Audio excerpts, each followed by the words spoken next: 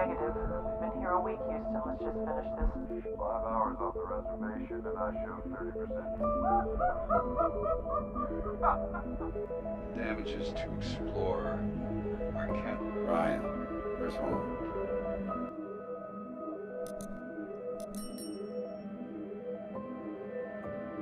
Luar angkasa adalah tempat yang sangat gelap sekaligus mengagumkan. Pergi ke luar angkasa adalah impian setiap orang. Tapi percayalah, tidak ada apapun di atas sana. Tidak ada tekanan udara, suara, ataupun oksigen. Tidak ada gravitasi membuat hidup di luar angkasa menjadi mustahil. 600 km di atas bumi ada 4 orang astronot. Mereka ditugaskan memperbaiki teleskop Hubble yang mengalami malfunction. Sudah sekitar 1 minggu mereka menjalankan misi. Fokus kita di film ini nantinya ada pada 2 orang astronot, yaitu Matt Kowalski sebagai kepala misi dan Ryan Stone sebagai insinyur biomedis. Sedangkan 2 sisanya adalah Sheriff sebagai teknisi dan seorang lagi kapten pesawat ulang-alik Explorer. Mereka menempelkan teleskop pada badan pesawat untuk mempermudah perbaikan. Proceeding to override.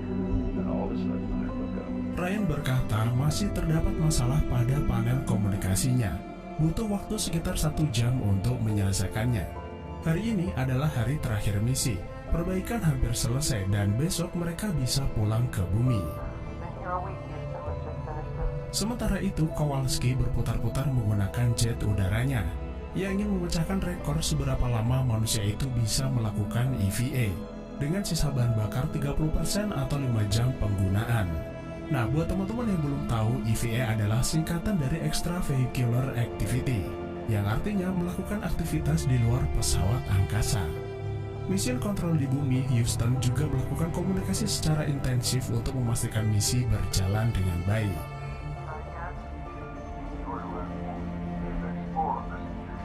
Sesaat kemudian, Houston kembali menghubungi Kowalski. Mereka punya kabar buruk. Pihak Rusia menembakkan sebuah rudal untuk menonaktifkan satelit mereka yang sudah tidak berfungsi. Nah, yang jadi masalah, puing-puing dari ledakan itu tidak langsung jatuh ke bumi, melainkan meluncur pada orbit bumi dengan kecepatan 20.000 mil per jam. Puing-puing ledakan menimbulkan efek berantai, menabrak satelit lain termasuk satelit komunikasi. Komunikasi dengan bumi bisa putus kapan saja. Karena itu, Houston meminta misi dibatalkan. Half of North America just lost their Facebook. Explorer ready to disengage HSD. Prep airlock. Airlock engaged. Ready to receive. Mereka harus segera menjalani prosedur evakuasi darurat. Tidak ada pilihan, perbaikan itu pun harus dihentikan. Kowalski kemudian memerintahkan para kru masuk ke dalam pesawat. Namun belum sempat menyelamatkan diri, pecahan satelit mulai berdatangan lalu menghantam apapun yang mereka lewati. Explorer permission to retrieve Dr. Stone. Pesawat ulang-alik dan teleskop hancur berkeping-keping. Para kru menjadi tercerai-berai dan berputar-putar ke segala arah. Ryan berhasil melepas tali pengikatnya, namun hal itu malah membuat ia melayang bebas di angkasa. Kowalski melihatnya dan meminta Ryan agar tetap tenang. Ia akan menggunakan jet udara untuk menyusulnya.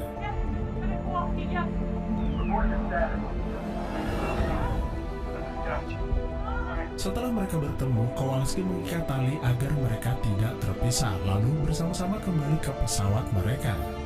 Kowalski memberitahu kalau 2 kru lainnya tewas terkena hantaman. Ia ingin memeriksa apakah masih ada suplai yang bisa digunakan di dalam pesawat. Factor in our current orbit, and I think that we've got about 90 minutes. Waktu yang mereka miliki hanya 90 menit sebelum puing-puing satelit itu kembali melintasi mereka. Sampai pesawat ternyata nggak ada yang tersisa. Lalu Kowalski menunjuk ke arah stasiun angkasa ISS. Stasiun itu memiliki Soyuz atau travel pod yang bisa mereka gunakan untuk pulang ke bumi. Jaraknya juga tidak begitu jauh, mereka pasti bisa mencapainya. Nah, sekedar informasi, Soyuz adalah sebuah wahana milik Rusia yang digunakan kosmonot untuk pergi dan pulang menuju stasiun angkasa.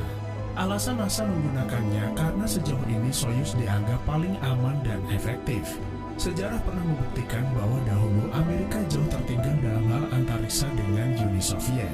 Sampai akhirnya Amerika berhasil membuktikan diri pada misi pendaratan di bulan. Akan tetapi baru-baru ini Badan Antariksa Eropa dan NASA telah memilih SpaceX menggantikan Soyuz. Alasannya tentu saja karena SpaceX menawarkan harga yang lebih murah dan imbas terjadinya perang di Rusia. Sepanjang perjalanan, Kowalski dan Ryan mengobrol. Mereka berbagi cerita untuk mengusir kesunyian. Ryan berkata bahwa ia pernah kehilangan anaknya. Awalnya ia berpikir bahwa menjalankan misi ini tidak terlalu buruk. Di luar angkasa, segalanya memang terlihat mengagumkan. Namun di balik keindahan itu hanya ada kehampaan dan kekosongan.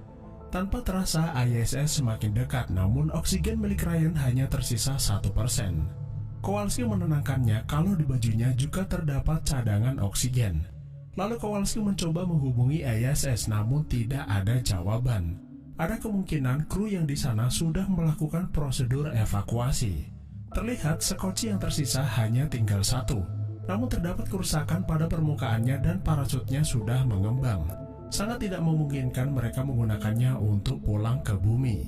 Kowalski berkata kalau ia masih menyimpan sedikit gas pendorong dan ia akan menggunakannya untuk mempercepat sampai stasiun. Akan tetapi gasnya langsung kosong yang membuat Kowalski tidak bisa mengerem.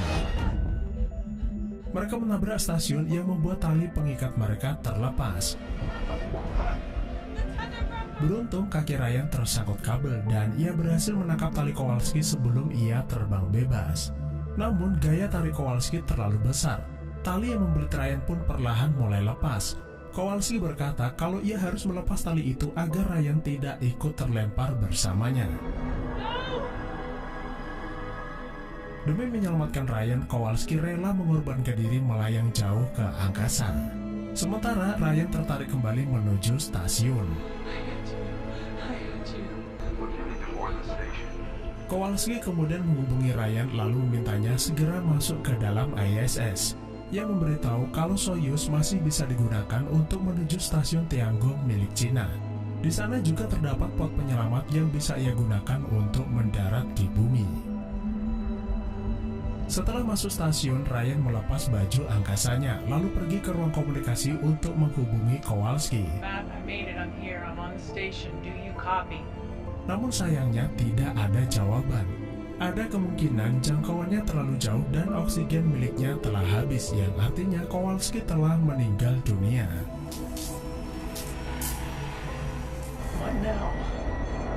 Tiba-tiba alarm berbunyi. Terjadi kebakaran di ujung ruangan dan Ryan pun bergegas memadamkannya. Meski berhasil memadamkannya, ISS hanya mampu bertahan selama 4 menit. Ryan segera masuk ke dalam Soyuz lalu menerbangkannya. Namun ia lupa kalau parasutnya telah mengembang dan tersangkut stasiun. Karena itu ia tertarik dan tidak bisa pergi kemana-mana. Apa boleh buat, ia terpaksa keluar untuk melepaskan tali parasut.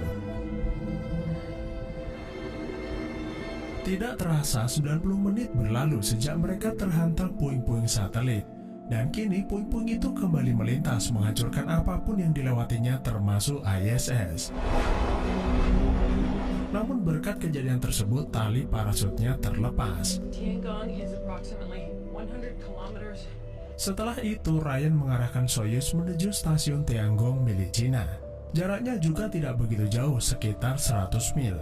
Akan tetapi berulang kali Ryan menekan tombol launcher, Soyuz sama sekali tidak bergerak. Ada kemungkinan wahana antariksa tersebut kehabisan bahan bakar. Ryan kemudian mencoba menghubungi Houston atau siapapun yang dapat mendengarnya, termasuk saluran komunikasi warga sipil.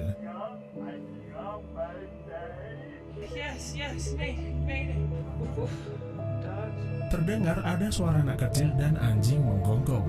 Nampaknya mereka tidak mengerti ucapan Ryan dan tidak meresponnya lagi. Ryan mulai putus asa dan berpikir mungkin inilah akhir dari hidupnya, lalu memejamkan mata. Tiba-tiba terdengar seseorang mengetuk jendela yang ternyata adalah Kowalski. Kowalski kemudian membuka pintu lalu masuk ke dalam. Ryan bertanya bagaimana ia bisa selamat. Kowalski menjawab kalau ia menemukan baterai cadangan untuk kembali. Setelah terombang-ambing di angkasa bukannya lemas, Kowalski malah terlihat begitu ceria. Ia bertanya kenapa Ryan belum pergi ke stasiun Tiangong. Ryan berkata kalau Soyuz tidak bisa pergi kemanapun karena bahan bakarnya telah habis. Lalu Kowalski bertanya apakah ia sudah mencoba prosedur soft landing. Soft landing adalah perintah untuk mendarat. Melakukan pendaratan berarti mereka akan meluncur. Ryan benar-benar tidak terpikirkan hal tersebut karena selalu gagal pada latihan simulator. Kowalski menegaskan apa ia benar-benar ingin tinggal selamanya di angkasa. Yang perlu ia lakukan hanya mematikan sistem, lampu, memejamkan mata, dan melupakan semua orang. Dengan begitu ia bisa tenang di angkasa yang indah ini dan tidak ada satu orang pun bisa menyakitinya. Kowalski memahami bahwa Ryan belum bisa melupakan anaknya yang telah meninggal. Namun ia harus tahu bahwa hidup bukan hanya sekedar bertahan, namun berjuang. Ini adalah saat yang tepat untuk pulang. Ryan kembali memejamkan mata dan saat membukanya Kowalski menghilang entah kemana. Yang artinya Kowalski tidak benar-benar selamat melainkan hadir di dalam mimpinya untuk memberi semangat. Sekilas jika kita menonton film-film yang diperankan George Clooney ada kemiripan. Seperti saat ia bermain di film Solaris, sebuah planet bintang berwarna ungu yang dipenuhi dengan partikel Tuhan, di mana planet tersebut bisa menghidupkan kembali seseorang yang ada di dalam ingatan. Atau di dalam film Midnight Sky, di mana George Clooney didatangi sosok anak kecil di dalam halusinasinya. Kalau teman-teman belum menonton video alurnya, link sudah saya taruh di deskripsi. Setelah mendapat petunjuk dari Kowalski, Ryan mengambil buku manual untuk menjalankan prosedur pendaratan. Ia meyakini kedatangan Kowalski di dalam mimpinya bukan sekedar kebetulan, melainkan sebuah makna agar tetap kuat menjalani kehidupan. Prosedur pendaratan memang untuk kembali ke bumi, setidaknya Soyuz terbang mendekati Tiangong. Sebelum jatuh ke atmosfer, Ryan melontarkan dirinya keluar lalu menggunakan tabung udara untuk mencapai stasiun Tiangong. Dan by the way, stasiun Tiangong milik CNSA ini akan menjadi stasiun angkasa tercanggih di dunia. Memiliki 8 ruang lab dan peralatan modern. Yang pastinya predikat stasiun ISS yang paling keren akan diambil alih oleh Tiangong. Namun saat Ryan mencapainya, 90 menit telah berlalu. Dari kejauhan terlihat puing-puing satelit bergerak mendekatinya. Ryan bergegas masuk stasiun sebelum puing-puing itu menghancurkan dirinya. Stasiun canggih itu pun tidak luput dari hantaman. Sebelum hancur berkeping-keping, Ryan masuk ke kapsul penyelamat lalu menjalankan prosedur evakuasi. Ryan membuat laporan terakhir kepada Houston kalau ia melepaskan diri dari Tiangong dan bersiap mendarat di bumi. Kapsul pendarat itu memasuki atmosfer bersama pecahan stasiun angkasa Tiangong. Beberapa mil sebelum jatuh ke permukaan, parasut mengembang. Bersama dengan itu, pusat kontrol menghubunginya dan akan segera mengirimkan tim penjemput. Beruntung, Ryan mendarat di atas air. Hal itu membuatnya terhindar dari benturan keras.